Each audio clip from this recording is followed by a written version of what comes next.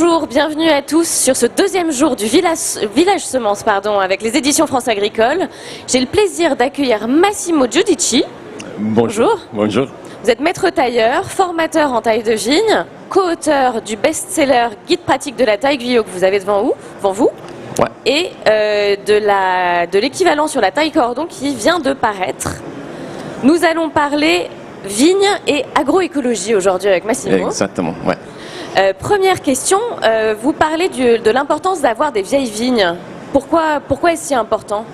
En fait, nous, comme formateurs de la taille de la vigne, on voyage dans le monde entier. On regarde toutes les vieilles vignes du monde. Et ce qu'on regarde par rapport à une jeune vigne, c'est l'équilibre de la vieille vigne. En fait, une vieille vigne, elle a un système racinaire beaucoup plus implanté qu'une jeune vigne. Il a une surface foliaire, ce qu'on appelle surface foliaire, c'est la quantité de feuilles beaucoup plus en équilibre. Il y a un bois un peu plus petit, des feuilles plus petites, et donc la vigne est vraiment en équilibre.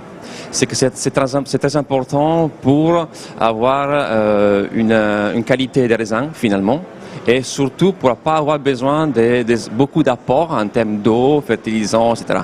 Ce que je retiens, c'est un enseignement que j'ai appris beaucoup en France, c'est par Madame Larubise-Roy dans le domaine de la Roy, qui est en Bourgogne. Elle m'a dit, la vigne, elle est comme un village. En fait, dans un village, on a un ensemble d'individus, on a des enfants, des jeunes, des adultes et des personnes un peu âgées. Mais surtout, on a des personnes en forte santé et des personnes qui sont un peu faibles, qui sont un peu malades. Mais c'est pas parce qu'il est malade qu'on doit les tuer. Et alors, dans la vigne, c'est exactement pareil. Donc, on a des jeunes plantes, donc des vignes adultes, mais surtout des vignes anciennes. Et ce sont les vignes que, pour l'instant, il faut préserver, il faut protéger. Et c'est les vignes qui nous donnent les meilleurs résultats. Et il y a une petite remarque que je fais par rapport à l'ensemble des vignobles qu'on voit. Si on regarde vraiment dans les détails les vieilles vignes, on n'a pas beaucoup de vignes d'origine. Donc on dit, on a de la vieille vigne. Non, moi je suis un vigneron, j'ai une vieille vigne. Mais si on regarde vraiment combien de vieilles vignes on a dans la parcelle, on n'a pas beaucoup. Et donc toutes les jeunes vignes qu'on replante année après année, et c'est un surcoût, c'est un apport de fertilisants, d'eau, etc. Donc ça ne va pas dans l'essence de l'agroécologie si on n'a pas de vieilles vignes. Donc on a besoin de vieilles vignes. Et vous m'expliquiez aussi, quand on préparait cette interview, que quand on regarde justement les vieilles vignes en Bourgogne, souvent elles ont des troncs plus larges et que du coup, ça implique d'avoir à utiliser moins d'intrants, alors qu'aujourd'hui on est sur des troncs plus petits. Enfin, il y a aussi des différences au niveau des types de vignes, si j'ai bien compris ce que vous m'avez dit. Mais tout ce que vous m'avez expliqué, moi je trouve que ça va vraiment dans le sens de l'agroécologie. Quels outils sont à la disposition des vignerons pour aller dans le sens de cette agroécologie ? Aujourd'hui, les vignerons, ils ont la possibilité vraiment d'avoir une multitude d'utiles les plus différentes.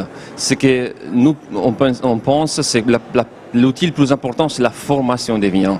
Aujourd'hui, on ne peut pas dire oui, on a toujours fait comme ça parce que mon père, mon grand-père, il a fait ça. Donc, il y a la tradition, c'est très important. On préserve la tradition, mais il faut aussi apporter toutes les nouvelles connaissances.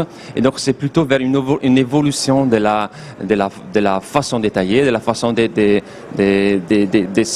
voir les vignes. Donc, les outils qu'on a à disposition sont des outils pédagogiques. Aujourd'hui, nous, on a des livres, évidemment, mais surtout, pas que nous, donc le monde entier, il y a des formations qui ont fait, des écoles, des formations diplômantes. Donc les vignerons, même les passionnés de la vigne, ils peuvent accéder à beaucoup d'infos et rapidement. Surtout par rapport aussi à les nouvelles technologies. Donc il y a des chaînes YouTube, il y a des formations en ligne, il y a des e-learning, il y a tout ce qu'il faut, et surtout pour les nouvelles générations. Donc c'est vrai que les anciens ne sont pas trop habitués à utiliser l'ordinateur, mais les jeunes qui vont rentrer dans le monde viticole, ils ont tout ce qu'il faut pour vraiment arriver à avoir une vieille vigne et aller vers une agriculture, une viticulture plus compatible, plus écologique. C'est vrai que la taille de la vigne a une importance capitale justement aussi dans l'utilisation des intrants, donc c'est vrai que la formation elle est essentielle. Comment ça se fait que cette taille elle a un tel impact sur sur l'utilisation de produits phytosanitaires, d'eau et ce genre de choses Ben, en fait, c'est très simple. En fait, une vigne mal taillée, c'est une vigne où on crée, nous, avec l'outil, les sécateurs, la taille, on crée beaucoup de bois sec. En fait, on crée beaucoup de plaies de taille sous les pieds, et donc on génère du bois sec. Et ça, c'est une mauvaise taille. Une bonne taille, et on va vers la création du bois vivant. Donc, qu'est-ce que c'est le bois vivant finalement pour la plante? Le bois vivant, c'est l'accumulation des réserves, donc l'amidon, les sucres que la plante utilise année après année pour les débourrements, donc les starts des cycles de la vigne. Ça s'est fait par les réserves que la plante elle peut stocker dans les bois, mais ce qui est dans les bois vivants. Donc dans les bois morts, la vigne ne peut pas stocker. Donc voilà, finalement, si on fait une bonne taille, on a comme conséquence beaucoup de bois vivants, c'est-à-dire beaucoup de réserves, et finalement, on a une vigne qui n'a pas besoin de fertilisants, ou a moins besoin de fertilisants par rapport à une vigne mal taillée. Moins d'eau, parce qu'en fait, les flux de sève, donc la circulation de l'eau, elle est beaucoup plus continue, beaucoup plus forte, il y a beaucoup plus de pression sur une vigne bien taillée que mal taillée. Donc vous voyez, l'eau, les fertilisants, les traitements phytosanitaires, on a toujours moins besoin. Et alors toutes ces informations, j'imagine qu'on peut les trouver dans vos livres. Qu'est-ce qu'on peut trouver d'autre peut-être dans le dernier? Présentez-nous un petit peu ce livre. Ben, alors finalement, on a voulu mettre sur papier toute l'expérience que nous on a comme équipe Simonite Silk depuis 30 ans. Nous on fait ces métiers-là, ça fait 30 ans que les fait, dans 2 hémisphères. Donc nous on a pratiquement 60 saisons de taille. Donc on est presque dans un ancien vigneron, même si on voilà. Donc oui. Mais donc on a voulu prendre tous les savoir-faire qu'on a stocké chez nous et pour les mettre dans un livre, dans 2 livres. Là, finalement, c'est un outil de travail, c'est l'outil de travail plus important pour les vignerons ou pour les passionnés de la vigne.